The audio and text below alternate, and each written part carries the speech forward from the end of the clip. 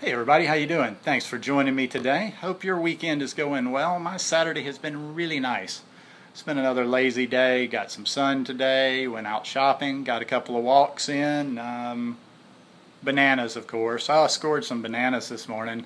There's just bananas in abundance down here.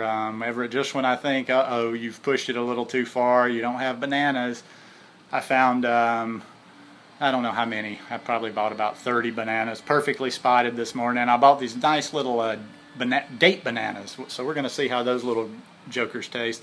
Anyway, this is just going to be a little quick one today. You know how I roll on the weekends, just very quick one.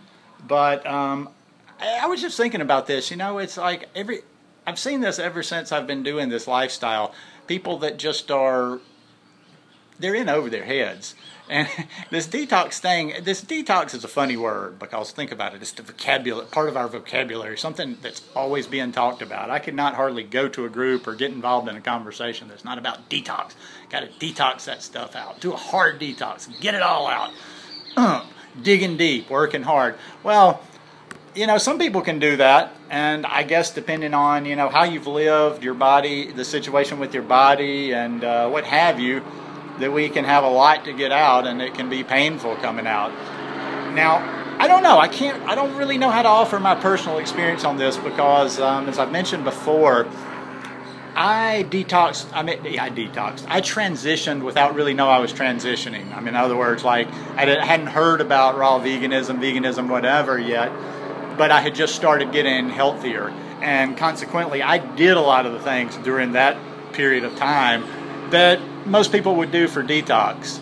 I don't know what's up. I have some sort of thing, like when I walk out that door, noise, helicopter. We don't even have helicopters down here. It's some US BS, probably DEA or something. But anyway, yeah, back to it. Like the way I transitioned, I'm trying to think of the transition pain or any of the unpleasantness that I had, and I can't think of a lot.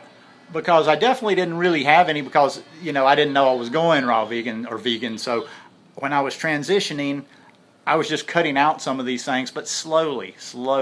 And, you know, I was working through, which now I can look back and see I was working through a slow transition. So it could have been because I did it like that. Now, once I became raw vegan, I'd say that transition lasted, before I went to raw veganism, that transition probably was about January, February, March, April, May, about 4 or 5 months, probably about 5 months. I was actually, I could have stopped at the weight I was when I found raw veganism, but, you know, I was very zealous, and I kind of got watching and involved and into groups that were all about not eating, basically. Basically, they were restricting and trying to live on fast and juice all the time. So I kind of got off to a bad start. Consequently, you know, like I've told you before, I got really skinny, and I got lightheaded because I just think, you know, I just wasn't eating. So I wouldn't really call that a detox symptom, I don't think. And that was it. That was the only unpleasantness, that every time I stood up, I would be lightheaded, getting to the point where I'm like, God, I'm gonna pass out in public one of these times. The little even vegan restaurant I went to, I just remember every time I went there, I would get up, stand up from the table to go to the restroom or to get ready to leave, and I had to make sure and, you know, brace for a little while. But that was just from not eating enough food. I think the point I'm trying to get across here is I did this thing so gradually that I didn't even really, you know, experience what I'm now learning to be detox symptoms. Now, I know that, you know, there's some more cleansing that I can do, and I probably will at some point. You know, I've really kind of stayed away from the cleansing, fasting, all that kind of stuff, because I've been desperately trying to put some weight back on. And now I've kind of gotten to a point where I'm comfortable. I'm okay with that. So, you know, I could do a little bit, but that's just not where I'm at right now. I'm just more into eating clean all the time. I don't feel like I feel like, you know, yeah, I may not be doing the fastest detox possible to get everything out of my body, but I'm staying pretty clean all the time instead of doing, say, you know, the islands or whatever, which I'm not opposed to those. In fact, when I go to the States, I might do a couple of short islands, just, you know, just to kind of recalibrate my brain. It's actually nice. One thing about those I could see, it's just nice not to think. You know, you just know what you're eating all the time for whatever the duration of your island is. But yeah, that's you know, even though I've seen it the whole time, it seems to be trending even more right now. Stop challenging yourself. Like I say, what is the hurry? I know if you're overweight. I know. I've talked about this, you know, to infinity and beyond. That I know if you're, if you've got a lot of weight to lose, I know it's easier said than done, and I'm not trying to lose weight, but you got to get away from that desperation and do it the right way. You don't have to have all this pain.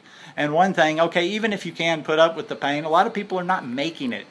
That's why everybody is, people are, like I spoke about that in another video the other day, people jump into these islands or juice fasts, and they're gung-ho, and this is what I did on day 1, and this is what I did on day 2, and then they flunk out. They're gone. Whereas, so that was of benefit to nobody. It didn't help them one bit. Whereas they would have been much ahead of the game if they just had them a systematic plan and just, transition. Give your body, I don't know, we live in an instant society. We want everything immediately. The internet, I mean, we've always been like that, Western society, as far as back as I can remember. But I think the internet has really accelerated that. We're just used to getting what we want right now. And everybody wants to do the most extreme, the most rapid, and then they can't take the detox symptoms, and they start freaking out. I see these questions every day. Oh my God, I did this. And I'm like, well, yeah, you're going from sad to a banana island. What are you thinking? You can't go from sad straight to a banana island. I mean, I think I could pretty much do anything. I think at this point I could even do a water fast without major headache on day 1 or day 2, just because, like I say, I've done the slower detox by just trying to stay clean and trying to get a lot of good stuff into my body. But yeah, that just doesn't even make sense. I mean, I know people are anxious, and I know people are excited when they come to this, but choose a plan that's going to give you the best chance of succeeding. Don't try to be, a rock star. Don't try to, take the ultimate challenge. I think you'll just do better in the long run if you will just, and you know what, sometimes I think just eat healthy, eat clean. Sometimes I even get a little bit, I'm kind of tired of all the word detox. If you watch videos or if you go to groups, do you ever go through a day that you don't hear multiple conversations about detox? I mean, the body detoxes it's always detoxing. Yes, we can speed it along, but you know what? We don't have to be the most extreme. We don't have to be doing cleanses and juices and all this all the time. We need to learn how to eat clean all the time. And when we eat clean all the time, you're going to detox. You're going to get that stuff, this stuff is going to be brought out of your body.